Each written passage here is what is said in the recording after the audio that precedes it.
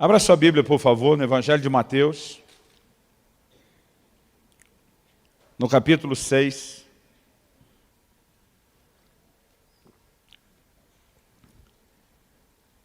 E nós vamos ler dos versículos 16 até o 18.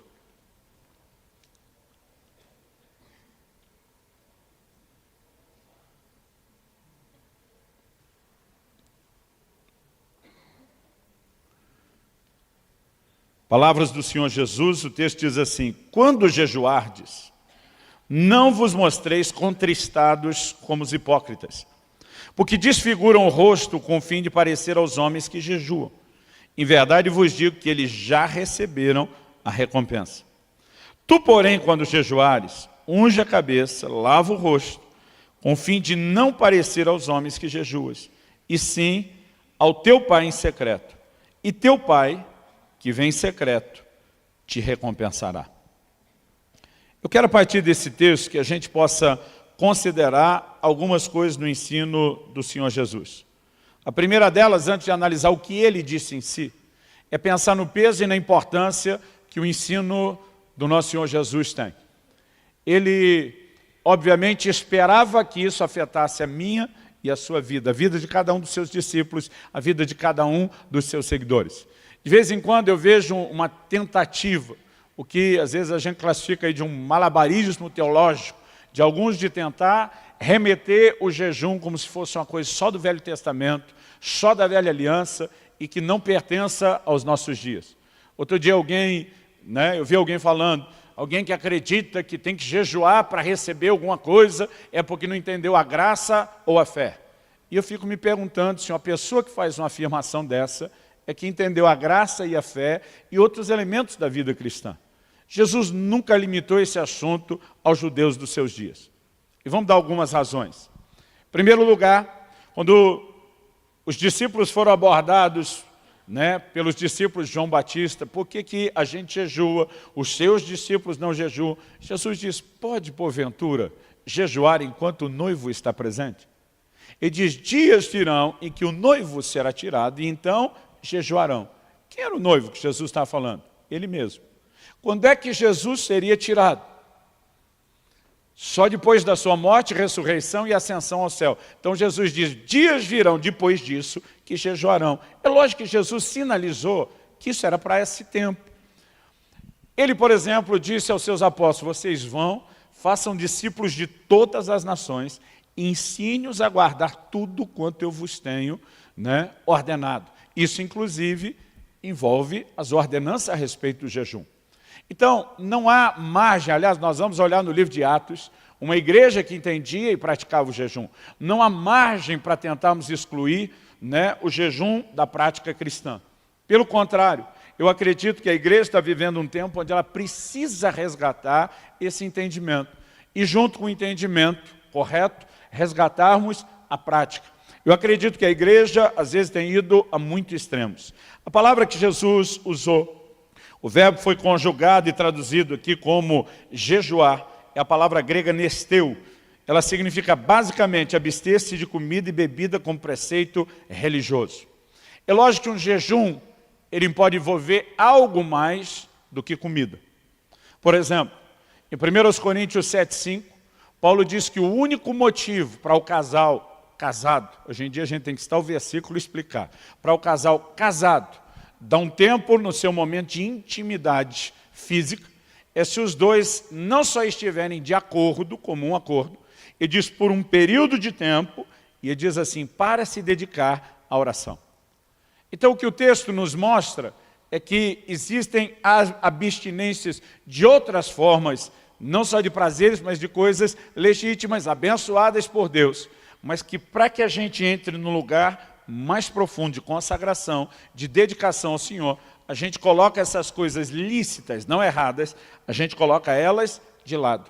O jejum é um deles.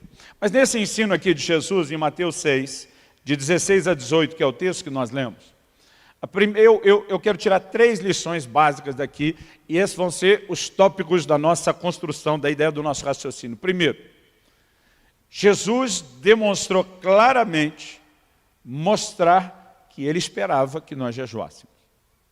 Segundo lugar, ele mostrou que existe uma forma certa e errada de fazer. Ele diz, não façam como os hipócritas. Vocês têm que fazer do jeito certo.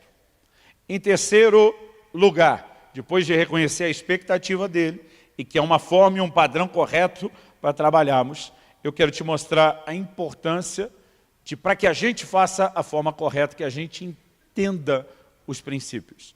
Então eu vou tentar, o propósito dessa mensagem hoje à noite é que ela traga mais luz no sentido de ensino do que só ser uma mensagem que provoque a sua fé, embora estou orando e pedindo a Deus que a sua fé, até para corresponder com isso, também possa ser provocada. Vamos falar da expectativa divina, da expectativa do Senhor Jesus e de Deus de que nós jejuemos. O texto começa, no versículo 16 que nós lemos, com Jesus dizendo, quando jejuardes. Observe que ele não falou, se jejuardes. Ele diz, quando jejuardes. Há uma diferença entre uma coisa e outra. O se jejuardes, ele diz, ó, vai que rola um dia e te dá na telha de fazer, então seria bom você saber. Mas quando ele diz quando, ele está dizendo, eu espero que vocês façam isso. E quando chegar a hora, quando o noivo for tirado, quando chegar a hora de vocês praticarem, eu espero então que vocês façam da forma certa. Por que eu estou classificando isso como uma expectativa de Deus? Porque não há uma ordem bíblica, pelo menos não um imperativo bíblico a respeito do jejum. Por exemplo, nós temos ordens bíblicas e imperativos a respeito de vigiar, de orar. Né? A Bíblia diz vigiar e orar, e é um imperativo, não é uma opção. É um comando que nos foi dado. Mas você não vai achar na Bíblia um jejuai. Só havia um jejum obrigatório na época do Velho Testamento, que era o dia da expiação. Uma vez ao ano. Essa era a única imposição da velha aliança, e não é algo que se aplique a mim e a você cumprir essa data do calendário como um dia de jejum. Então, alguém me perguntou outro dia, pastor, se não há uma ordem para jejuar, o crente que não jejua, ele não está pecando. Falei, não. Ele falou, se não está pecando, por que é que a gente tem que jejuar? Eu falei, porque a gente não vai jejuar só para fazer obrigação. A gente vai jejuar para satisfazer o coração dele. E se há uma expectativa de que, da parte dele, de que a gente jejue, isso tinha que ser parte da minha e da sua vida. Para mim é uma lógica muito clara. Outro dia alguém me falou, eu não acredito que eu preciso do jejum na época da graça. Aí ele olhou para mim e falou, me dê um motivo para eu jejuar. Justificável e bíblico. Olhei para ele e falei, Jesus jejuou. Jesus, que era Jesus, que não era você, cabeção, entendeu que o jejum era importante e necessário para ele. Você está acima dele. Pensa numa conversa que terminou assim, só com aquele barulho do grilo. Cri, cri, cri, no fundo. Nós precisamos entender não só a expectativa de Deus, mas o porquê dessa expectativa. Então, há momentos, obviamente, onde nós podemos vivenciar algo que estamos promovendo aqui para a próxima semana de outubro, que são direcionamentos proféticos. São convocações para que o povo se posicione. E isso também nós vamos encontrar várias vezes na Bíblia. Quero ler só 2 versículos como exemplo. Joel, capítulo 1, versículo 14. Eu vou citar muita coisa. Então, se você quiser ir anotando, né, porque não vai dar tempo da gente abrir texto por texto. Joel, capítulo 1, verso 14. Promulgai um santo jejum. Convocai uma assembléia solene. Congregai os anciãos, todos os moradores dessa terra, para a casa do Senhor vosso Deus, e clamai ao Senhor. Obviamente, o jejum sempre está associado ao contexto da oração. Joel capítulo 2, versículo 15. Tocai a trombeta em Sião, promulgai um santo jejum, proclamai uma assembléia solene. Então, embora não haja um imperativo, muitas vezes Deus levantava os seus profetas para convocar o povo, dizendo, agora é a hora, agora eu quero que vocês façam, agora o momento urge. Esse é uma hora de dar atenção ao assunto. Então, mesmo não havendo uma ordenança bíblica a respeito de quando, como você faz, nós precisamos ter a sensibilidade de momentos onde o Senhor quer nos dirigir a isso. Então isso também reflete a expectativa dele. O próprio fato de Jesus tanto ter praticado o jejum, como eu falei, como ter ensinado acerca dele, fortalece isso. Mas se nós começarmos a entender o jejum, não só como uma forma de petição, mas como parte da nossa devoção a Deus, talvez isso nos ajude a pensar a coisa de uma forma um pouquinho mais abrangente. Lucas capítulo 2, versos 36 e 37. A Bíblia fala de uma profetisa chamada Ana. A Bíblia diz assim: havia uma profetisa chamada Ana, filha de Fanuel, da tribo de Azer, avançada em dias, que vivera com seu marido 7 anos desde que se casara e que era viúva de 84 anos. Esta não deixava o templo, mas adorava noite e dia em jejuns e orações. Olha que interessante a frase. Adorava noite e dias, com jejuns e oração. O jejum aqui não entra só como parte de uma ferramenta para turbinar os resultados da oração, mas como algo importante na nossa devoção, na nossa adoração, ou no que a gente pode chamar do ministério ao Senhor. Atos capítulo 13, versículos 1 e 2. A Bíblia diz assim: havia na igreja de Antioquia profetas e mestres, Barnabé, Simeão por sobrenome Níger, Lúcio de Cirene, Manaém, Colasso de Herodes, o tetrarca e Saulo.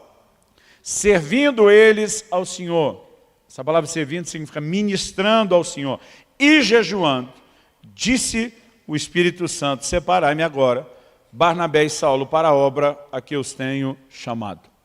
A Bíblia fala de um ambiente onde eles estão ministrando ao Senhor. A Bíblia não fala de uma necessidade especial. A Bíblia não fala de um motivo urgente ou desesperador, né, de nenhum tipo de problema, mas eles entendem que parte daquilo que deveria embalar esse ministério ao Senhor, o servir ao Senhor, era também os seus jejuns. E nós precisamos entender isso, então não apenas como uma ferramenta, mas como parte da nossa devoção. Eu acho que essa é uma forma que nos ajuda a entender a expectativa de Deus. Porque a expectativa de Deus para mim e para você não é porque Ele quer que a gente sofra. Não é porque Ele quer que a gente passe fome. É porque Ele quer que a gente possa desfrutar dos benefícios dEle. Que começa por um nível de comunhão, que pode se tornar bem mais intenso e profundo. Mas há outros benefícios que eu e você deveríamos considerar por trás dessa prática. Benefícios não só espirituais, eu diria naturais. O assunto do jejum, durante muito tempo, na história recente, tem sido controverso para a medicina. Porque muitos lutam contra a ideia como se fosse algo que fizesse mal ao corpo. Agora, a história nos apresenta que a maneira da humanidade lidar com isso por muito tempo foi bem diferente da nossa. Hipócrates, o chamado pai da medicina, dizia que o jejum é a mesa de cirurgia da natureza. Ele dizia assim: quando o animal está doente, ele para de comer, porque quando a gente está doente, a gente tuxa comida, né, para tentar melhorar. E eles trabalhavam conceitos. Há relatos da antiguidade de que os egípcios tinham uma saúde fora do comum, porque tinham o hábito de jejuar 3 dias, né, por mês. Há muitas declarações. Pitágoras, antes de desenvolver aquilo que brilhantemente fez, teria feito um jejum de 40 dias na água e passou a exigir isso de todos os seus discípulos. Quando a gente olha ao longo da história, ele nunca foi tratado dessa forma. Mas descobertas recentes, como por exemplo, um japonês que ganhou o Prêmio Nobel da Medicina em 2016, tem defendido o jejum como algo extremamente saudável. Nobel 2016 afirma que quem jejua mais, vive mais, tem vida mais saudável. Ele explica o que eu não quero entrar no aspecto científico aqui do processo de autofagia, que é quando as células, na falta de alimento, começam a consumir aquilo que de ruim o nosso organismo tem e o quanto isso vai nos beneficiar.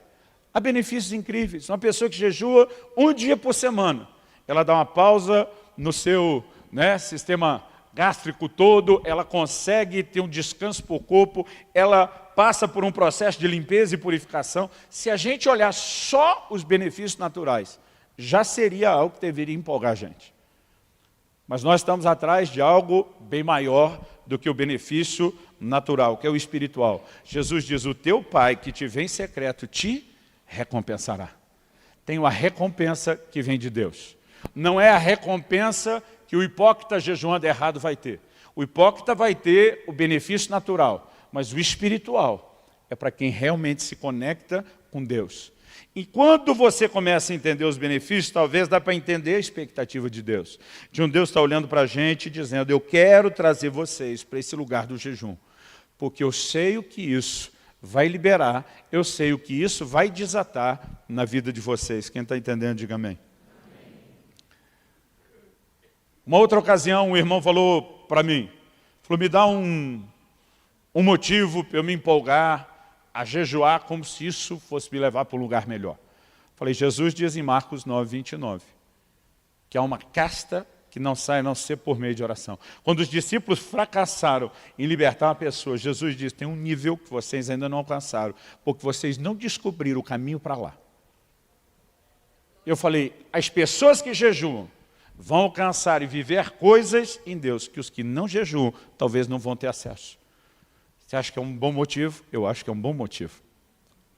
E quando eu olho para as Escrituras, eu não posso negar que em cenários de crise, sempre eles trataram o assunto com jejum. Embora a gente deva jejuar por devoção a Deus, por amor ao Senhor, para estar sós com o Pai, assim como Jesus falou sobre orar em secreto, porque queremos desfrutar a presença dEle, Ele falou também a respeito do jejum. Embora esse seja talvez o foco principal que deveria nos mover, é inegável que cenários de crise, crise pessoal, crise coletiva ou social de uma nação, sempre ao longo das Escrituras foram enfrentados com jejum. E todo esse monte de informação que nós temos nas Escrituras deveria sugerir para mim e para você que isso não é mera informação, é ênfase, é uma repetição didática, é Deus tentando nos mostrar que isso tinha que ser parte da nossa cultura como povo que o serve. Então, por exemplo, vamos falar de um aspecto individual, de crise. Salmo 35, 13. O salmista diz, quanto a mim, porém, estando eles enfermos, as minhas vestes eram pano de saco. Eu afligia minha alma com jejum, em oração me reclinava sobre o peito. Quando você vai ver o contexto todo do que ele está falando, é quando ele estava precisando, eu lutei por eles. Agora ele vai dizer, agora que eu estou precisando, eles me abandonaram. Mas no contexto, na hora de fazer a analogia, ele diz como ele lutava pelos seus amigos. Estavam enfermos, era um momento de crise, era problema. Eu jejuava por eles. Isso mostra uma mentalidade com a qual eles viviam enfrentando as crises. Agora, em cenários, que nós poderíamos dizer de uma crise coletiva para todo mundo, isso se manifestava ainda mais. Segundo o livro de Crônicas, capítulo 20, verso 13, diante de uma ameaça de guerra, a Bíblia diz assim, então Josafá teve medo e se pôs a buscar ao Senhor e apregoou jejum em todo o Judá. A reação era mais ou menos, para tudo, nós vamos jejuar. Esse exemplo bíblico tem sido imitado ao longo da história. Você estudar a história da Inglaterra, por exemplo, a nação escapou de guerra civil e de duas situações onde teria sido terrivelmente afligido em outras guerras, porque foram proclamados e promulgados jejuns nacionais que tiveram uma intervenção do alto. Então a gente não olha isso só nos tempos remotos e antigos da Bíblia, é um fato. Esdras, capítulo 8, de 21 a 23. Eu espero que esse texto te inspire para o que nós vamos fazer aqui na primeira semana de outubro. Ele diz, então apregoei ali um jejum junto ao rio Ava, para nos humilharmos perante o nosso Deus, para lhe pedirmos jornada feliz para nós, para nossos filhos, para tudo que era nosso, porque tive vergonha de pedir ao rei exército e cavaleiros para nos defender do inimigo no caminho, porque já lhe havíamos dito, a boa mão do nosso Deus é sobre todos os que o buscam para o bem deles, mas a sua força e a sua ira contra todos os que o abandonam. Nós, pois, jejuamos e pedimos isso ao nosso Deus, e Ele nos atendeu. Nós precisamos aprender a lutar pelas nossas famílias. Ele diz, nós fizemos isso por nós, pelos nossos filhos, pelas nossas casas. E observar e reconhecer que ao longo da Bíblia nós temos um padrão sendo formado, de pessoas que entendiam a prática do jejum e preenchiam a expectativa de Deus. Dito isso, segunda coisa que eu quero trabalhar, atitudes certas e erradas no jejum. Em Mateus 6, Jesus está dizendo, não façam como os hipócritas que querem ser vistos pelos homens. Jesus diz, eles já receberam a recompensa. O que é que Jesus está dizendo? O que você mais queria que as pessoas te vissem, pronto, te viram. O que você queria é ser aplaudido, ponto, você foi. Recebeu o que você queria, mas você não vai ter nada mais além disso. Aliás, no início do capítulo 6, no verso 1, Jesus diz, guardai-vos de exercer a vossa justiça diante dos homens, com o fim de seres vistos por eles. E diz, de outra sorte, não tereis galardão junto ao Pai Celeste.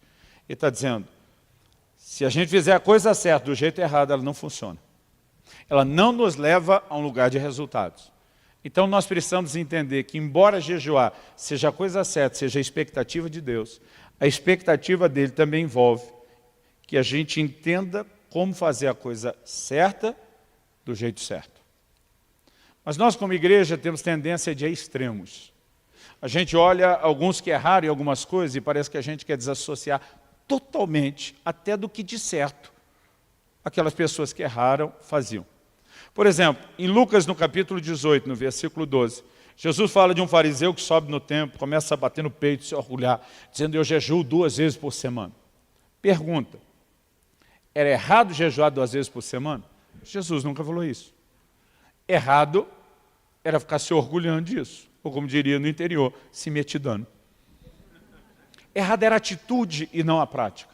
E para você ter uma ideia como a igreja teve o bom senso de separar as coisas, a Didaquê, que é uma das literaturas, tirando, obviamente, o texto bíblico e sagrado mais antigo da história da igreja, é considerado o mais antigo catecismo cristão escrito, registrado, orientava os cristãos a também jejuarem 2 vezes por semana, mas de preferência evitarem o dia em que os religiosos ou os hipócritas faziam isso, só para não ser associado com eles. Mas eles tinham a capacidade e o bom senso de dizer, a gente consegue segurar os mesmos 2 dias por semana, mas nós não vamos agir como eles agiam. O problema é que muitas vezes a gente acaba indo a extremo. Tem gente, até porque ao longo dos séculos, a igreja romana acabou transformando o jejum no mero ritual, numa imposição coletiva, em datas específicas, na ideia de penitência, que não tem nada a ver com o que nós vamos ensinar aqui. Parece que, de alguma forma, os cristãos reformados disseram, vamos deixar esse negócio tudo de lado. E tem gente jogando, junto com a água suja da banheira, o bebê. Jogando fora, o que não precisava. Deus nunca quis que a gente descartasse o jejum. Ele só quis que a gente fizesse de forma correta. Então vamos entender alguns princípios básicos. Qual é a razão primária do jejum? Todo dia um irmão falou para mim, pastor, eu vou dizer para o senhor, eu não gosto de jejuar não, porque eu passo fome. Eu olhei para ele e falei, sério? E eu falei, e a ideia não era essa mesmo? Qual o propósito do jejum quando você nega não só o alimento, o sustento, mas o prazer à sua carne? É a ideia de mortificação da carne, o que é pregado nas Escrituras. A Bíblia fala sobre negarmos a nós mesmos, a Bíblia fala sobre morrermos para nós mesmos, sobre estarmos crucificados com Cristo, a Bíblia fala sobre massacrarmos a nossa carne, e a ideia começa daí. Então, irmão, não tem como você pensar num massacre que te faça se sentir bem. Agora, é lógico que pessoas que têm uma dieta mais saudável ou que se preparam para um jejum vão sofrer menos. Porque boa parte do sofrimento do jejum é a desintoxicação que a gente passa de uma má alimentação que a gente tem, principalmente em épocas de comida industrializada. Pastor Francisco, desde que eu conheço ele, tem o mesmo peso, a mesma dieta, firme, rigorosa. Eu perguntei para ele, Francisco, quando você decide entrar para o jejum, anos atrás, você tem dor de cabeça? Ele falou, não. Eu falei, não acredito. Ele falou, porque não como que nem você. Então, alguns vão sofrer menos. Mas, gente, é muito difícil dizer que a pessoa vai parar de comer e que ela vai ficar bem. Porque, tirando o massacre da carne, a Bíblia define o jejum como afligir a alma. Todo dia o irmão falou, não, pastor, eu não gosto de jejuar que eu fico mal-humorado. Eu falei, sério, estou tentando achar um que fica feliz, rindo porque não comeu. Agora, o que a gente tem que pensar não é no massacre da carne ou na aflição da alma. é no que isso faz pelo nosso espírito. Porque, na verdade, essa morte da carne, essa aflição da alma, é para tirar de cima do nosso espírito um entulho que nos impede de ter uma conexão melhor com Deus. Toda a relação do homem com Deus, ela envolve o nível do espírito. Jesus diz, os verdadeiros adoradores adorarão o Pai em espírito. Paulo diz em 1 Coríntios 6, aquele que se une ao Senhor é um só espírito com Ele. Todo relacionamento é no nível do espírito. Agora, a maioria de nós nem vive muito consciente do que é o nosso espírito. Porque o tempo todo nós estamos debaixo desse peso, né, da carne, da alma, de emoções, e o jejum, ele consegue nos tocar nesse sentido. Quais são as consequências do jejum, quando a gente fala dessa liberação do espírito? A primeira coisa que a gente pode destacar é uma maior percepção das coisas espirituais. A gente citou Atos 13:2, enquanto ministravam ao Senhor e jejuavam, disse o Espírito Santo. Principalmente quem está vivendo um momento de definições, que precisa de direcionamento, precisa entender que além de oração, o jejum é uma ferramenta importante. Ele te ajuda a ficar mais sensível.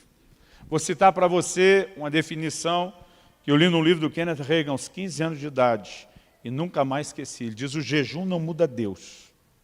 Ele, Deus, é o mesmo antes, durante e depois do seu jejum. Mas jejuar mudará você. Vai lhe ajudar a se tornar mais suscetível ao Espírito de Deus. Então, o benefício de como isso fortalece não só a nossa comunhão, ou como isso te torna mais consciente de algumas coisas. Uma vez uma pessoa falou para mim assim, pastor, o jejum dá autoridade para a gente. Falei, discordo. Jesus deu autoridade para a gente no nome dele. Isso não tem nada a ver com o jejum. Ah, mas Jesus falou que tem uma casta que não sai a não ser com o jejum. Falei, porque o jejum te torna mais consciente da autoridade que você tem para usá-la. Mas ele não aumenta a sua autoridade. Ele só te leva a uma percepção maior do que é que você tem. O jejum, ele não aumenta a sua fé, mas ele vai tornar a sua fé bem mais fácil de fluir. Por quê? Porque a fé é do Espírito. E quando eu e você começamos a jejuar, parece que aquele entulho da carne e da alma que está sufocando a gente, começa a sair a capacidade de você exercer e liberar a sua fé para coisas maiores e impressionantes. Eu não estou citando isso em pé de comparação com as Escrituras, mas só a nível histórico, para você entender. A Didaquê, aquele documento que eu mencionei, instruía que o novo convertido que fosse batizado deveria jejuar pelo menos 2 dias antes do batismo. Você olha o livro de Atos, na hora de ordenar e estabelecer ministros, jejum. O tempo todo eles tinham a prática de jejum. Mas a gente olha para a vida dos crentes da atualidade e raramente alguém jejua, a não ser numa situação de muito desespero. E nós precisamos resgatar isso. Jesus, quando falou dos discípulos que não puderam expulsar aquele demônio, primeiro desabafo dele, falou, ô geração incrédula, até quando vos sofrerei? Então, o primeiro desabafo de Jesus mostra que o problema era o quê? Incredulidade, falta de fé. Mas depois ele diz, mas essa casta não sai a não ser por jejum. Às vezes eu lia e dizia, Jesus, se decide. O problema é incredulidade ou falta de jejum? O que resolve é a fé ou é o jejum? É que na verdade os dois se mesclam. O jejum tem o poder de tirar aquele entulho do seu espírito que está impedindo a sua fé de se manifestar.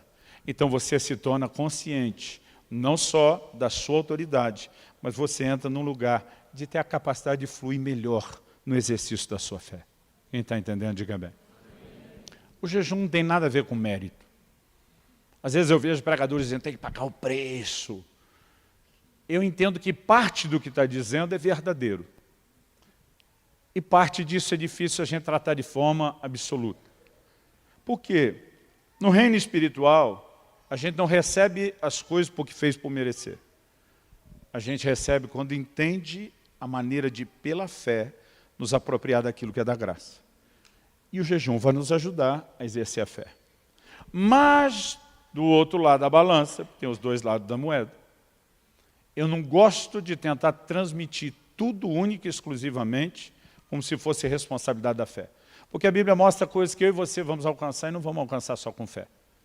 Por exemplo, a Bíblia diz que nós temos que nos tornar imitadores daqueles que pela fé e perseverança herdam as promessas. Você não vai herdar a promessa só com fé. Algumas coisas envolvem, e perseverança aqui fala da sua dedicação. Nós precisamos entender o que é a nossa doação, como uma expressão e não uma substituição da nossa fé. Se são aquelas obras que Tiago falou que expressam a fé que nós já temos, ótimo. E precisamos entender o quê? Lei de semeadura e ceifa. Quem planta, colhe. Paulo escreveu e diz que o que semeia pouco vai colher o quê? Pouco. Mas o que semeia muito vai colher muito. Quem decide o tamanho da sua colheita? Não é Deus que forma sozinho, e nem só a sua fé. É a sua decisão do quanto plantar. E algumas coisas que são nossa responsabilidade que a gente não pode se omitir. Eu creio que esse lugar do jejum não substitui a fé, mas ele se associa à fé, dizendo, eu vou plantar, pagar o preço no sentido da perseverança, da doação, da entrega, e não da substituição da fé, ok, dá para a gente entender. O que a gente não pode é tentar imaginar a perspectiva de médio. Outra coisa que o jejum não é, ele não é mágico, ele não é uma varinha de condão. Todo dia um irmão falou para mim, eu creio no poder do jejum, da oração. Eu falei, eu não. Ele, que isso, pastor? O senhor mesmo que me instigou, me inspirou a jejuar? Falei, isso não significa que eu creio no poder do jejum. Que ele ficou me olhando e falou, mas se você não crê no poder do jejum, o que você faz? Eu falei, o problema é que você está fazendo do jejum a fonte que resolve os seus problemas, ele não é. Falei, deixa eu te explicar uma coisa. Um dia desse precisei de ajuda médica. Estava em viagem, liguei para o médico à distância, descrevi o meu quadro, o que eu estava passando, ele com todo o conhecimento que tem, me prescreveu exatamente desde o que eu deveria medicar e o que eu deveria fazer.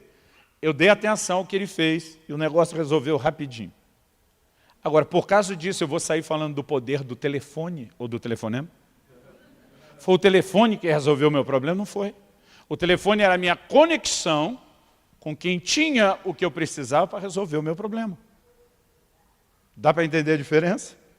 O jejum, irmão, é o telefonema, a oração é o telefonema. O poder não é do jejum, da oração. O poder é de Deus. E se nós não conectarmos com Deus, o jejum pode ser só greve de fome. Porque tem gente jejuando sem ter resultado. Se o poder fosse do jejum, qualquer jejum daria resultado. E deixa eu te mostrar isso na Bíblia, Isaías 58. Se você for rápido de endereço, corre comigo lá, que vale a pena a gente ler junto. Isaías capítulo 58. A partir do versículo 3. A nação está perguntando, por que jejuamos nós e tu não atentas para isso? Então tem jejum que Deus não presta atenção, de acordo com o texto, sim. Porque afligimos a nossa alma e tu não levas em conta. Tem jejum que Deus não leva em conta, de acordo com o texto, sim. Eis que no dia em que jejuais, cuidais dos vossos próprios interesses, exigir que se faça todo o vosso trabalho, eis que jejuais para contendas e rixas, para feridos com punho iníquo, jejuando assim como hoje, não se fará ouvir a vossa voz no alto. Tem jejum que não leva a lugar nenhum. Espiritualmente falando, pelo menos não. Então o poder não é do jejum. Mas se nós permitirmos que ele seja a conexão com a nossa fonte, isso vai fazer toda a diferença. Quem está entendendo? Agora, nos versículos 6 em diante, o Senhor diz, porventura não é esse o jejum que escolhi, que solte as ligaduras da impiedade, que desfaça as ataduras da servidão, deixes livres os oprimidos, despedace todo o jugo. Porventura não é também que repartas o teu pão com o faminto, e recolhas em casa os pobres, desabrigados, e se vires o nu, cubras, e não te esconda do teu semelhante? Então, a partir disso, a atitude correta, então romperá a tua luz como a alva, a tua cura brotará sem detença, a tua justiça irá diante de ti, e a glória do Senhor será a tua retaguarda. Então clamarás, e o Senhor te responderá, gritarás por socorro, e Ele te dirá, eis-me aqui. Então, se nós entendemos uma forma correta e levarmos isso, nos conectar com Ele, é inevitável que nós vamos ter respostas. É inevitável que nós vamos viver intervenções da parte de Deus. Quem está entendendo, diga amém. Eu falei que nós precisamos ser sensíveis a momentos que Deus nos dirige. Quando Kelly estava grávida do Israel, nosso primogênito, e foi chegando a hora do parto, onde eu estava orando, o Espírito Santo disse, jejua, porque você vai travar uma grande batalha na hora do parto. Ou seja, ele sabe que vai ter a batalha. Se ele já está sinalizando que ele quer que eu vença a batalha, ele não podia fazer isso sozinho? Ele tinha que me mandar jejuar. Porque ele quer que a gente coopere com ele. Ele quer que a gente entre no lugar de exercer fé. Ele quer que a gente aprenda a lutar por aquilo que precisamos. E eu lembro que na hora que me veio aquele comando, no meio do dia onde eu estava, eu parei imediatamente de comer. E não sabia por quanto tempo ficaria. Terminei o primeiro dia e senti de Deus que não deveria parar. Continuei o segundo dia, no final do segundo dia entendi que não deveria parar. Terceiro dia, e assim foi. Só quando eu cheguei no final do sexto dia, houve dentro de mim um testemunho de vitória. Uma sensação, cheguei lá, e foi esse o dia que eu parei de jejuar. E o que nós vivemos na hora do parto foi de fato um grande problema. Nós vivemos também um grande milagre. Eu fico me perguntando, se tivesse feito uma escolha naquela hora de não seguir a direção do Espírito Santo, quanto isso teria me custado? Nós precisamos perceber que Deus quer nos levar a um lugar onde a gente possa viver algo maior, mais intenso, mais profundo. Por favor, diga amém. Então, entendendo a forma certa que é nos conectar com Ele, para terminar aqui, eu quero só tentar trazer orientações práticas agora, não só sobre motivação, mas práticas de como deve ser o jejum. Primeira pergunta que muita gente me faz: podemos comentar que estamos jejuando? Às vezes eu respondo, a questão não é se pode, é precisa? Há alguma necessidade? Porque, na verdade, o que Jesus está dizendo não é que ninguém nunca pode saber do seu jejum. Se você olhar na Bíblia que tinha jejuns coletivos, dias específicos, convocações, todo mundo sabia que todo mundo estava fazendo jejum. O problema não é tomar o conhecimento. O problema é, se o conhecimento for transmitido, o que é que a gente quer passar com ele? Como é que a gente sabe que Jesus jejuou os 40 dias no deserto? Você estava sozinho. A lógica me diz que ele tem que ter compartilhado isso. Até porque se isso é feito sem o desejo de uma promoção pessoal, ele vira incentivo. Como que eu comecei a me sentir encorajado a jejuar? Ouvindo a história de quem jejuava. Gente, meu primeiro jejum, era adolescente ainda, tinha 15 anos de idade. Eu pulei o almoço e porque achei que podia morrer, fiquei com o refrigerante. Eu pensei, não, se ficar sem comer pode morrer, melhor tomar o refrigerante. Porque eu não conseguia acreditar que podia ficar sem comida. Sem contar que os adolescentes têm aquele dom de comer. Mas depois eu descobri que tinha gente que jejuava bem mais do que aquilo. Eu lembro da primeira vez que eu consegui jejuar até 4 da tarde. Meu Deus, não morri, entreguei o jejum. Aquilo me encorajou. Mas depois descobri que tinha gente que jejuava com regularidade 24 horas. Eles não comem nada. Não, só água. E está vivo. Às vezes o cara podia pensar em dizer, não, você está falando com o defunto. Aí eu me animei, vou jejuar 1. Depois descobri que tinha gente que jejuava 2, tinha gente que jejuava 3. Eu lembro quando li o Vinho Novo é Melhor. Vi que ele fez um jejum de 14 dias na água.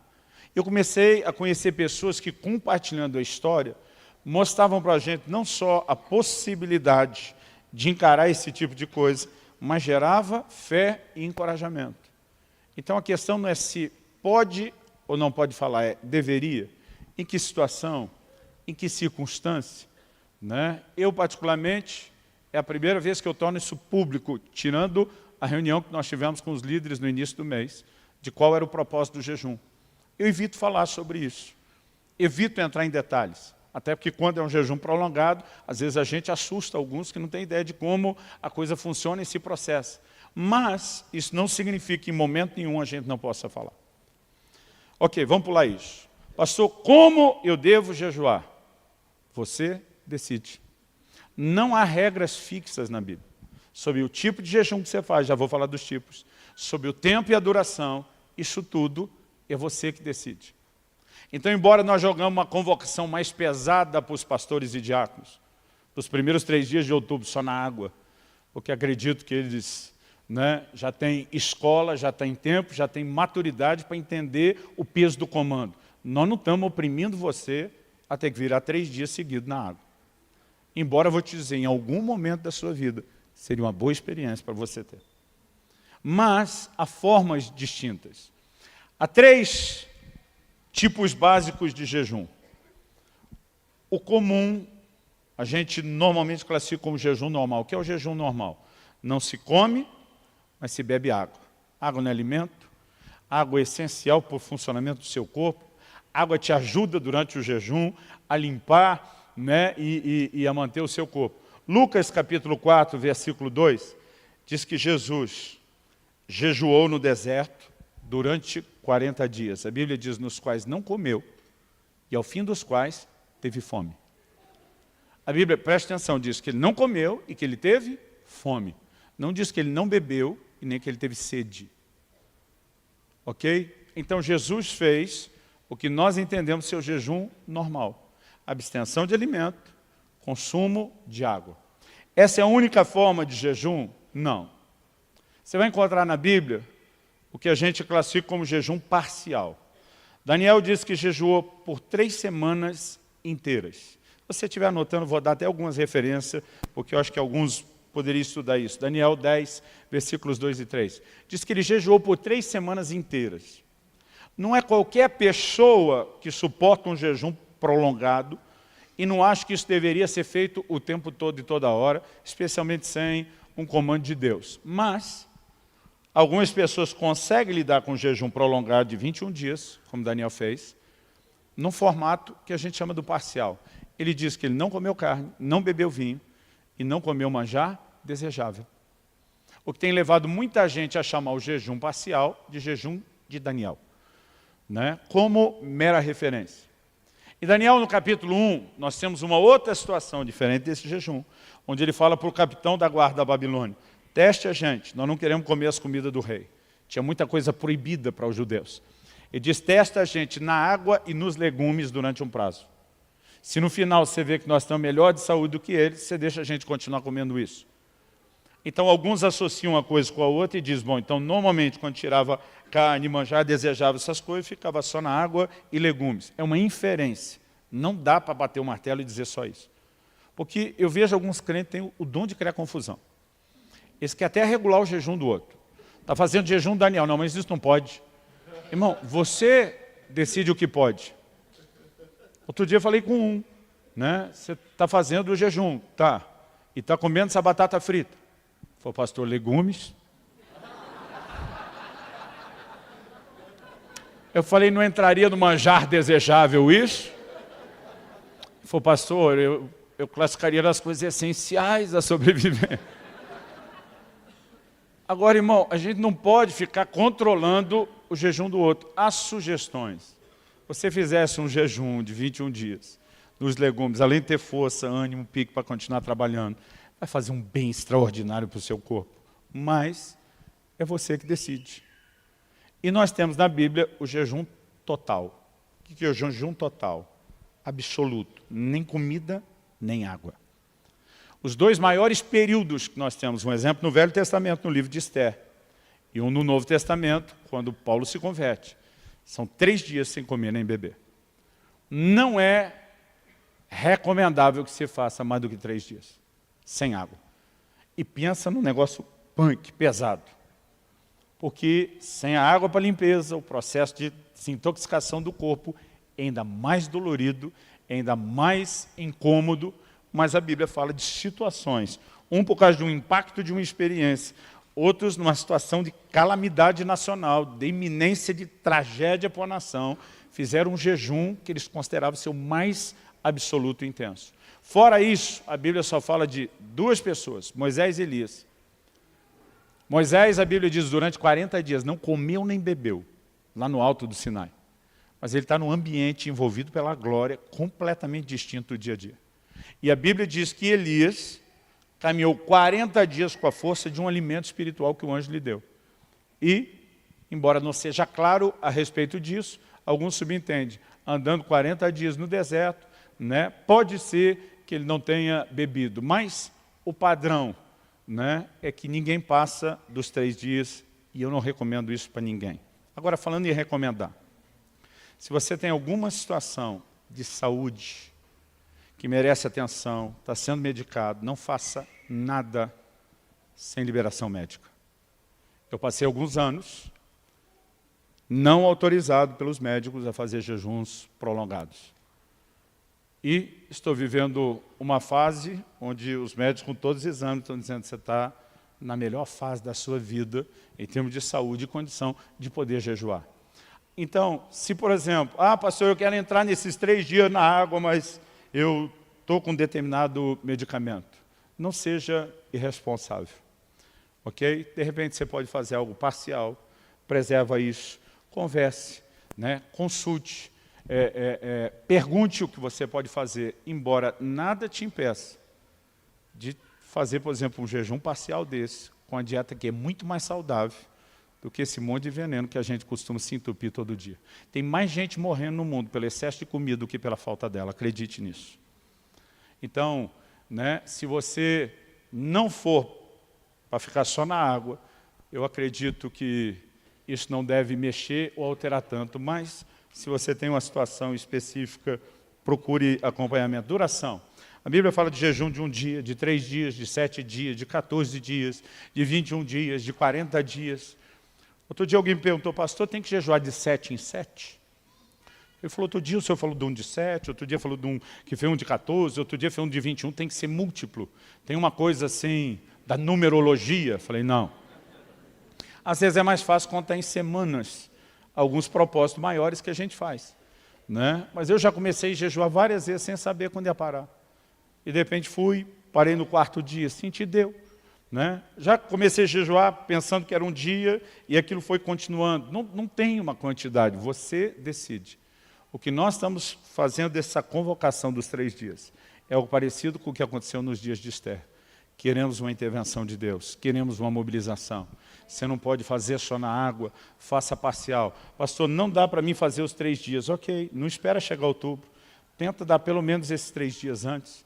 De repente você faz um jejum de 24 horas, encerra à noite, no outro dia faz de novo, encerra à noite. Agora, tudo depende do seu tipo de trabalho. Né? Se você tem um trabalho braçal que exige de você energia, talvez seja melhor antecipar o jejum para o fim de semana, em vez de deixar para segunda, terça e quarta. Mas a decisão é sua. Agora, nós precisamos entender que, de uma forma geral, eu não perguntaria por que praticar o jejum, por que jejuar. Eu faria a pergunta inversa, por que não praticar, depois de tudo que você ouviu? Por que deixá-lo de fora da prática da nossa vida? E quando a gente vai fazendo, nós vamos descobrindo aos poucos. Eu fui descobrindo alguns limites do meu corpo, eu fui descobrindo... E, gente, eu posso contar aqui... Outro dia, quando eu preguei a mensagem do Até que Nada Mais Importa, que eu falei daqueles 21 dias na água, alguém falou, pastor, eu queria ser que nem o senhor, eu começo a jejuar, não aguento, eu desisto. Eu falei, você acha que isso nunca aconteceu comigo? Eu falei, já dei de comer porque não aguentei, até comer porque esqueci. Eu lembro de um dia assim, a decepção, eu estava no meio da tarde, comi uma banana. Quando eu estava terminando de comer a banana, lembrei que estava de jejum. Falei, já era. Né? Eu lembro de uma ocasião que eu reuni um grupo de pastores e líderes, morava em Guarapuava na época, e nós decidimos nos trancar 3 dias na chácara. Os primeiros 2 dias a gente segurou bem. E o duro é que a gente tinha uma mania besta. O homem, quando junta, tem uma mania de ficar provocando um ao outro. Então, no segundo dia, aquele pior dia da desintoxicação, que está todo mundo mal-humorado, doido para fugir, comer, a gente já está trancado, longe para não acontecer isso. Aí começou a brincadeira, não dizia, imagina agora uma lasanha bolonhesa. Daqui a pouco vinha outro, imagina um frango assado. Imagina uma pizza, né, de 4 queijos. A turma chegava a ter visão. Aquela brincadeira foi indo ao longo do dia. Teve uma hora que um falou assim, na época isso, eu acho que nem existe mais lá em Guarapuava, mas era famoso lá. Pensa num x-salado do Lagoa Lanches. Ninguém fez foi um silêncio. Na hora que eu vi o silêncio, falei, entrou em todo mundo aí. Aí daqui a pouco um levantou e falou, olha, se alguém quiser buscar, está aqui a chave da minha caminhonete, o lugar era afastado, está aqui o dinheiro, a gente devia estar uns 15 pelo menos. Eu banco para todo mundo. Eu levantei e dei um sermão em todo mundo. Falei, nós viemos para cá para estar afastado, para não ter esse tipo de coisa, para buscar Deus, para jejuar, vocês não têm compromisso com Deus. Depois que todo mundo estava murcho com a bronca, eu virei para o irmão e falei, é sério o negócio da caminhonete do dinheiro? Ele falou, é. Falei, daqui que eu busco. Eu mesmo peguei x-salada para todo mundo. Aí alguém olhou para mim e falou, que fracasso. Falei, irmão, tu já fez 2 dias pelo menos? Não. Falei, então cala a sua boca. Falei, nós não aguentamos 3, mas pelo menos vamos 2. Sabe, querido, aos poucos nós vamos nos exercitando e vamos aprendendo. Agora, hoje o que eu tenho entendido, se fizer um compromisso, um voto com Deus, tem que cumprir. Ok? A Bíblia fala do que jura, um dano seu não muda. A Bíblia fala, se votou, tem que cumprir. Então, há momentos onde eu prefiro entrar sem um voto. Nesse tempo agora eu entrei e falei para Deus, para minha esposa, para o médico e para o presbitério. Falei, minha intenção é fechar o tempo todo na água. Se não der, eu transiciono para o líquido. Então, eu tinha um plano B, né? Porque não sabia, nunca tinha feito mais do que 21 dias na água. Eu quero te encorajar. Vamos ficar em pé para parecer que está acabando?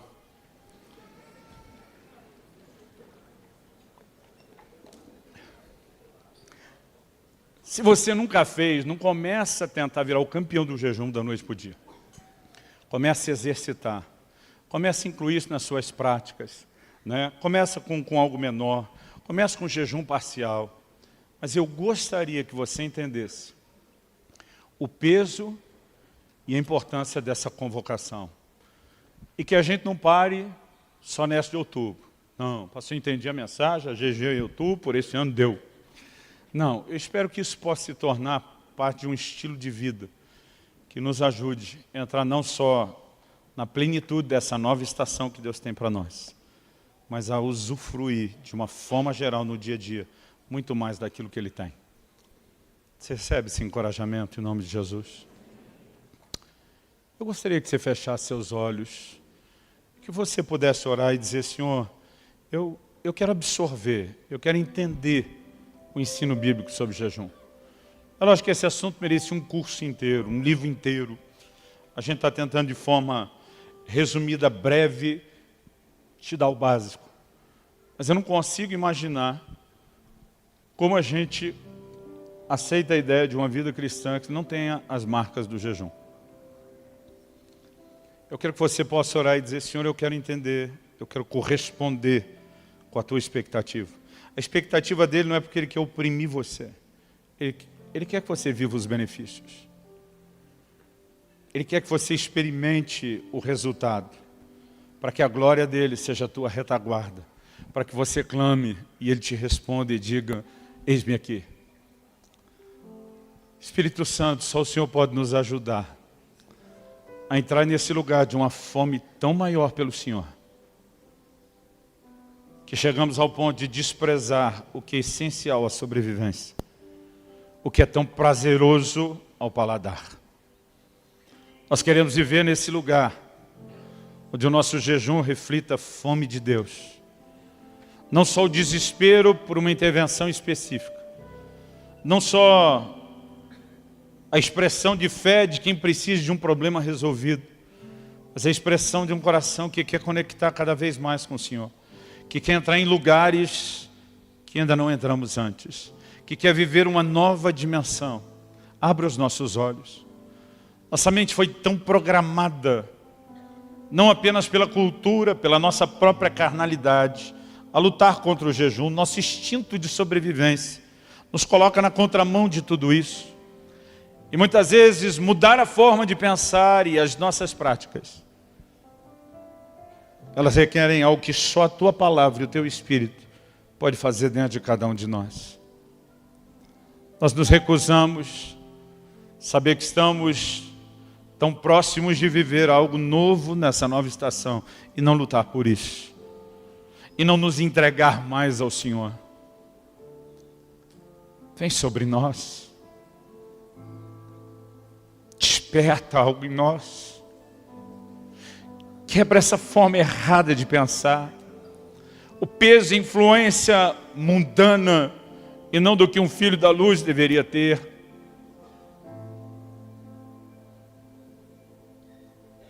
E ajuda-nos a entender por trás disso não o peso de um Deus que quer nos oprimir, mas o convite insistente e amoroso de alguém que quer nos romper,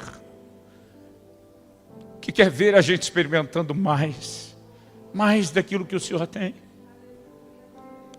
E nós clamamos por isso. Nós clamamos por isso em nome de Jesus. Nós clamamos por mais do Senhor na vida de cada um dos nossos irmãos e irmãs aqui. Por mais do Senhor nas nossas casas e nas nossas famílias. Por mais do Senhor para vivermos plenamente o Teu propósito.